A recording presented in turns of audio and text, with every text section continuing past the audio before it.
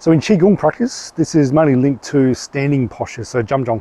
So there's all sorts of different postures, at least 200 different postures, designed to make ribs connect a certain way, open certain spaces in the body, open meridian channels a certain way, make energy pool in the abdomen, that sort of stuff. So these postures, they're very powerful for healing, they're powerful for power development and energy development.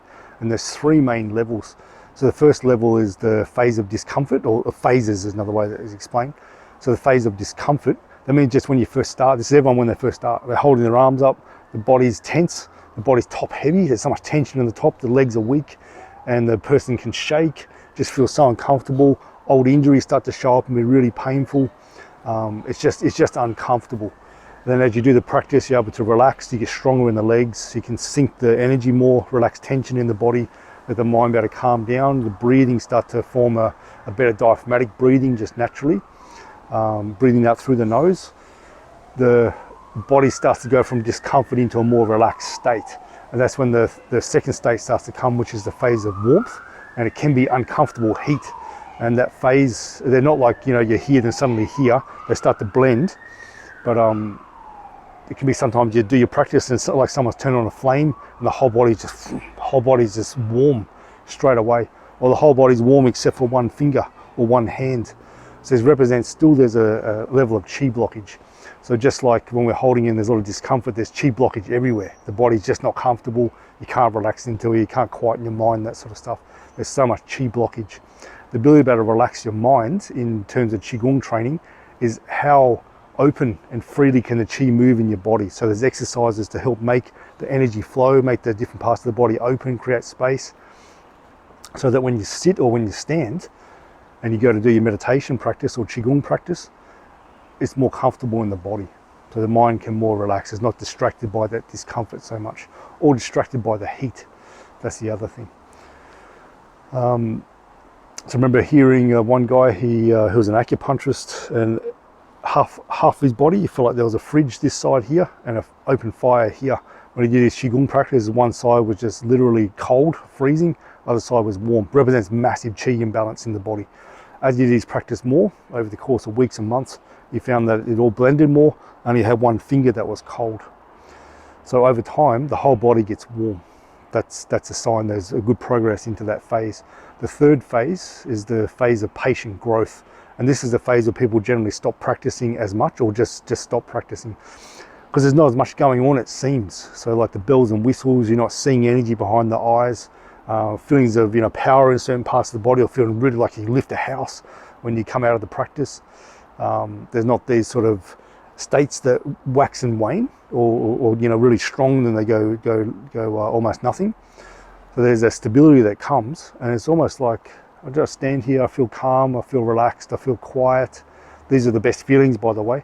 Feel the whole body feel really calm, comfortably warm, feel quiet in my mind, I feel clear in my mind. Even a sense of the energy feels like more dense down here. That's really, really good signs for your Qigong practice. So in that phase, because there's not much going on, people don't understand what's happening, the body actually needs time to build up to the next jump in expansion of the health in the body, the power in the body, the energy in the body, and the consciousness that's there. So it's just like a tree. When you plant the seeds, this tree starts growing, and then it looks like it's not really doing much for, you know, a couple of weeks. Then suddenly it shoots up, and it doesn't really do much for a while. Then it shoots up because it's gathering supplies and resources, energy, all the nutrients it needs to make that big growth jump. So the same while we're here. So we just do the practice. We do it regularly. Feels the same all the time, or roughly the same. Feels good, feels peaceful. And then one day you practice and you feel something expand, something different will happen. And usually you haven't expanded, you felt it before, or you wake up in the morning and I just feel so good. I've got such a deeper awareness. I can understand this part used to be really difficult for me, now it's easy to navigate in my life, that kind of thing. So there's a jump in consciousness or level of awareness about yourself and about relationships you're in, that sort of stuff. You might get some inspiration from a dream that gives you more, that helps you with that clarity, that jumping in consciousness. So that's the three main states. And the best one is that you do your practice, and whatever happens, that's the most important thing that's needed. So your body's, the postures themselves allow for the rebalancing to happen. as long as you do it in a relaxed, non-pushing too hard way, and usually guidance by a teacher, the posture will do what it needs for the body to find the homeostasis. But over time, you find that you just feel calm, I feel relaxed, I feel clear in my head. Sometimes it feels like your body's been cleaned on the inside. Energy feels more dense around here too.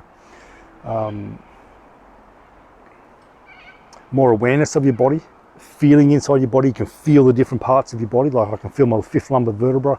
I can feel, 2 centimeters in the intercostal space near the pleura of the lung. I can feel that sort of stuff. So it's just your awareness that becomes very internalized after a while.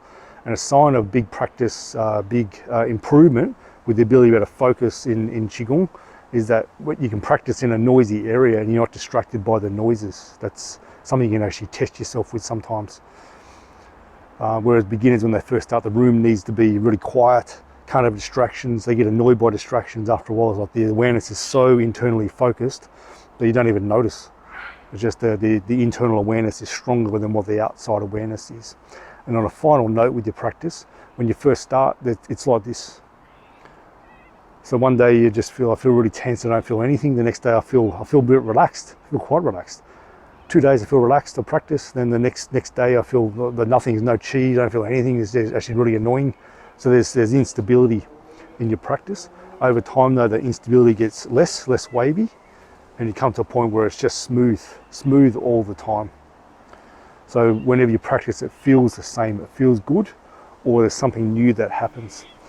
If there's something that feels not as good, you look into the rest of your life. What happened? I didn't sleep as well last night. I got more demands on me with my work. So it's important I keep my Qigong practice up to keep replenishing the Jing and the Qi and the Shen. But over time, you become quite, the practice very stabilized is the word.